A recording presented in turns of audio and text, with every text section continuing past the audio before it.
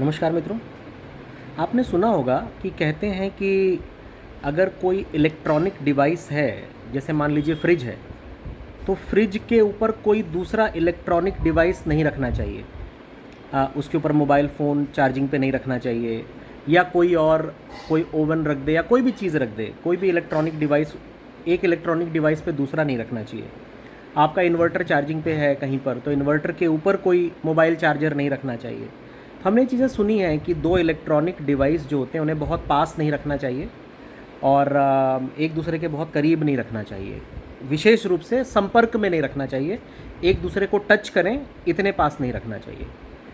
तो इसी बात को ज़रा आप ध्यान दीजिए कि बेसिकली जो दो डिवाइस हैं वो दोनों डिवाइस को क्यों नहीं हम टच करने के लिए कहते हैं। तो वो अगर आप पूछेंगे कि भाई ऐसा क्यों, तो वो आपको ये बताएंगे कि भाई वो इलेक्ट्रॉनिक डिवाइस ख़राब हो सकते हैं, उनके सर्किट में, उनके काम करने के तरीके में उसमें प्रॉब्लम आ सकती है, दे मे गेट डिस्टर्ब्ड। तो इसी बात से मैं एक बात कनेक्ट करना चाहता हूँ। मुझे अध्यात्म को और विज्ञान को कनेक्ट करना बहुत पसंद है। आपने सुना होगा जो हिंदू संस्कृति है, सनातन संस्कृति है, इसके अंदर एक हाथ जोड़ने का कल्चर है, हाथ मिलाने का कल्चर नहीं है हमारा, हम हाथ जोड़ते हैं। और दूसरी चीज़ एक आपने देखा होगा कि थोड़ा सा छुआछूत एक रहता है कि लोग छूना नहीं चाहते एक दूसरे को, राइट। और ये चीज़ आगे चल के जो ये कुप्रथा बन गई, वो छुआछूत की कुप्रथा बन गई, बुरी प्रथा बन गई कि एक समाज में विकृति आ गई। लेकिन इसका जो वैज्ञानिक रीज़न था, ये स्टार्ट कैसे हुआ और क्यों हुआ होगा, तो मैं ज़रा उस पर ध्यान लेके जाना चाहता हूँ। एक्चुअली होता क्या है कि जैसे एक मोबाइल फ़ोन और एक फ्रिज, ये दोनों दो डिवाइस हैं बिजली के, उसी प्रकार दो मनुष्य के शरीर, हमारा शरीर जो है वो भी एक डिवाइस है। और आपने ये सुना होगा कि जो कुछ भी घटित हो रहा है हमारे साथ, वो एनर्जीज़ के माध्यम से ही हो रहा है। जैसे बिजली एक एनर्जी है, बिजली प्राकृतिक एनर्जी है, राइट। आसमान में बिजली कड़कती है, बट वो असीमित मात्रा में है। उसी बिजली को, उसी इलेक्ट्रिसिटी को हमें जितना हमें चाहिए उतना ही सीमित मात्रा में ले आते हैं, राइट। और उसे एक साइंटिफिक तरीके से एक डिवाइस में यूज़ करते हैं, राइट। बिजली कोई नई नहीं बनाई इंसान ने। तो जितनी भी चीज़ें हमारे अंदर घटित हो रही हैं, ये सब एनर्जी का फॉर्म है, राइट। और वो एनर्जी के फॉर्म्स जो एग्जिस्ट करते हैं, वो हमारे इस डिवाइस पे काम करते हैं, जिसकी वजह से हम एक तरीके से सोच पाते हैं, हम एक तरीके से काम कर पाते हैं, राइट। उदाहरण के लिए, जो व्यक्ति बहुत ज़्यादा शारीरिक श्रम करता है, उसकी एनर्जी का जो लेवल है, उसका जो वाइब्रेशन है, वो एक अलग लेवल पे है, राइट। जैसे टीवी को आप देखते हैं तो हम लोग पहले चैनल मिलाते थे, राइट। तो उसकी फ्रीक्वेंसी सेट की जाती थी, तो अलग फ्रीक्वेंसी पे अलग चैनल चल रहा होता था। तो उसी प्रकार एनर्जी की फ्रीक्वेंसी भी होती है, वेव्स होती हैं ना, तो जो तरंगें होती हैं। तो हम इस बड़ी सी वेव पे, कोई नीचे है, कोई बीच में है, कोई ऊपर है, कोई इस तरफ है। तो जो व्यक्ति बहुत शारीरिक श्रम कर रहा है, वो इस तरंग पे, इस वेव पे, इस फ्रीक्वेंसी पे किसी जगह पर है। कोई व्यक्ति बौद्धिक काम कर रहा है, मेंटल वर्क ज़्यादा कर रहा है, वो इंसान एक अलग फ्रीक्वेंसी के अलग लेवल पे है, राइट। कोई व्यक्ति है जो आध्यात्मिक काम कर रहा है, तो वो बिल्कुल अलग काम कर रहा है, जो इस दुनिया के बियॉन्ड की चीज़ों को एक्सपीरियंस करने का प्रयास कर रहा है, उससे जुड़ी प्रैक्टिसेस कर रहा है, योगा कर रहा है, वो एक अलग फ्रीक्वेंसी लेवल पे है।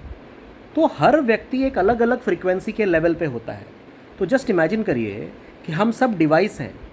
अगर हम एक दूसरे को छू लेंगे, विशेष रूप से जो एक शारीरिक श्रम करने वाला व्यक्ति, एक मेंटल काम करने वाला व्यक्ति और एक आध्यात्मिक काम करने वाला व्यक्ति, यदि ये लोग एक दूसरे को छुएंगे तो क्या होगा।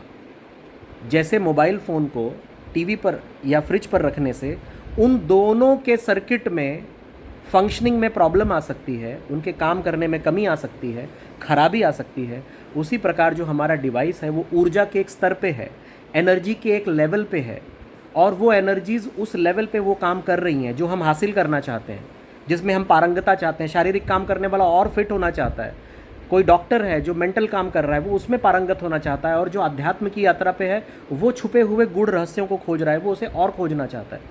तो अगर वो एनर्जी हमें कॉन्फ्लिक्ट कर देगी किसी को छूने से, किसी के बहुत पास होने से, तो हमारे शरीर में भी बीमारी उत्पन्न हो सकती है। क्योंकि एनर्जीज़ हमारे शरीर को भी नुकसान पहुंचा सकती हैं। तो ये एक साइंटिफिक तरीका था, और इसीलिए क्या हुआ कि जो हमारे ज्ञानी लोग थे पहले भारत में, जो ज्ञानी थे हमारे, हम पता है कि हमने हर चीज़ अंदर से तलाशी है, हमने यज्ञ के माध्यम से, योग के माध्यम से ही आविष्कार किए हैं, राइट। तो वो जो होते थे वो अपने ही एनर्जी लेवल के लोगों के टच में रहना चाहते थे, और उन्हें पता था, वो इतने ज्ञानी थे कि जब हम किसी अन्य एनर्जी के लेवल का पे इंसान है उसे छू लेंगे तो हम बीमार हो सकते हैं, वो भी बीमार हो सकता है, मुझसे उसे भी नुकसान हो सकता है, उससे मुझे भी नुकसान हो सकता है।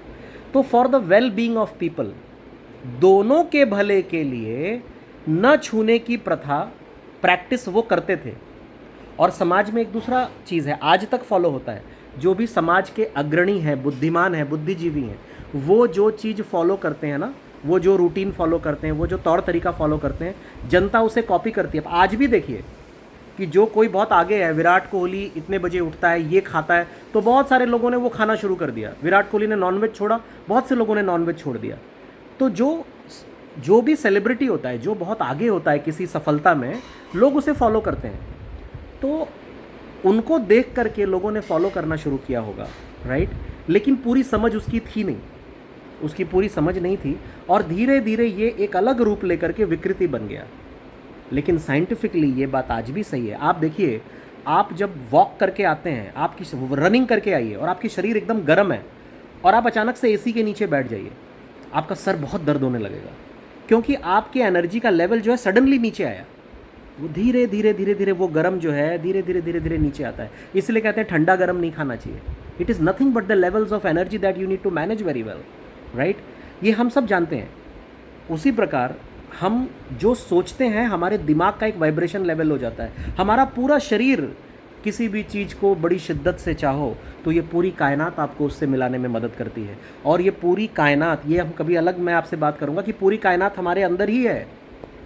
किसी भी चीज़ को देखने के दो तरीके हैं, सब कुछ हमारे अंदर है और सब कुछ हमारे बाहर है। पाश्चात्य संस्कृति सब कुछ बाहर देखती है, भारतीय संस्कृति सब कुछ अंदर देखती है। मैं इस पर एक और वीडियो बनाऊंगा। तो सब कुछ हमारे अंदर घटित हो रहा है, तो हमारी पूरी शरीर, इसका रोम रोम उस काम में, वो कायनात है और उस काम में हमारी मदद करता है जो हम हासिल करना चाहते हैं, और वो एक एनर्जी के स्तर को प्राप्त